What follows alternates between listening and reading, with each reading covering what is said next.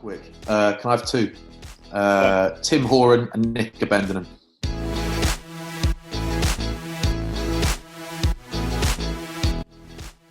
Jason Robinson.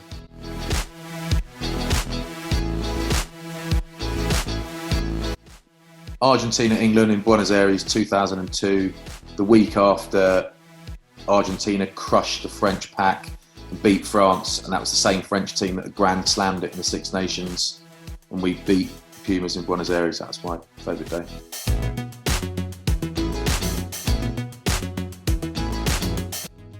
Matt Powell, the Worcester Warriors scrum half, Danny Grucock, second row, and Ollie Barkley.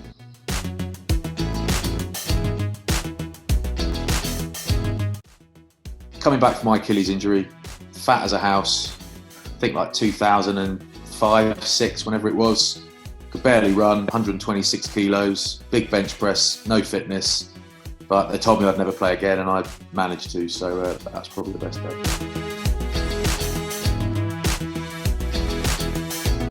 Lee Mears, just couldn't do it, just couldn't drink. He used to talk about going out the beers. It was like, no, mate, you don't have any, you only have lemonades.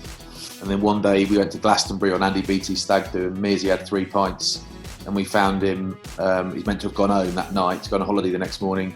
We found him unconscious in someone else's tent, having been sick after 3 pints.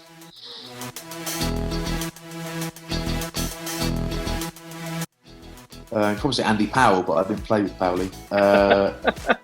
Troublemaker. Michael Lippman was pretty loose.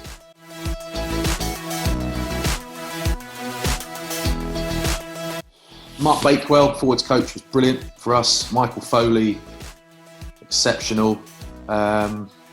Keep giving you more than one answer, sorry. One of those two, Foles or Bakes. Foles or Bakes were just outstanding. Brian Ashton as well was genius.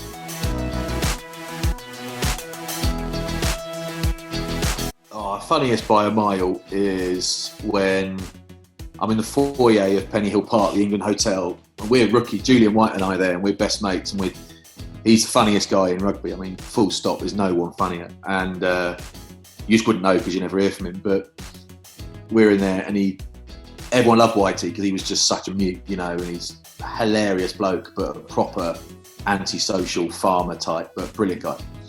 He walked in, I was there, Clive was there. Clive walked in, he said, "Flats, how are you?" And shook my hand. I was like, "Hello, Clive, how you doing?" And then he went, "Whitey," and went like this, "Whitey," for a big handshake, you know, like the cool handshake. And Whitey was like really formal and awkward. "Hello, Clive," and just held his hand out for a normal handshake. Clive's coming in from up top. Julian went for the middle, and in the end, Clive missed Julian's hand, and Julian just had Clive's thumb, and he just shook his thumb like that. He went, "Hello, Clive, how are you?" And his hand flapped, and I just fucking melted. I fucking fell apart. So I'm 20 years old, right? I'm a kid in the game, 20. And I'm on both knees. I'm on my hands and knees on the marble floor in Penny Hill, and I was screaming. Lawrence was crying, and Whitey folded.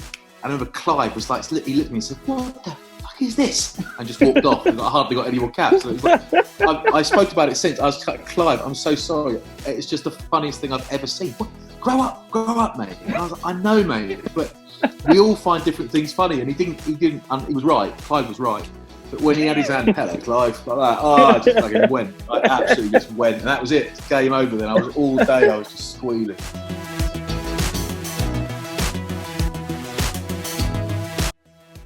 Honestly, don't know. Probably would have been a psychologist like my dad and my sister, because that's something that really interests me. In fact, the thing that interests me the most probably is human behaviour, and I probably would have gone down that route. I nearly did as a rugby player, but I basically got injured, and that took over my life for a year, and I was just about to start a remote psychology degree and just didn't do it. It was too lazy, is the truth. And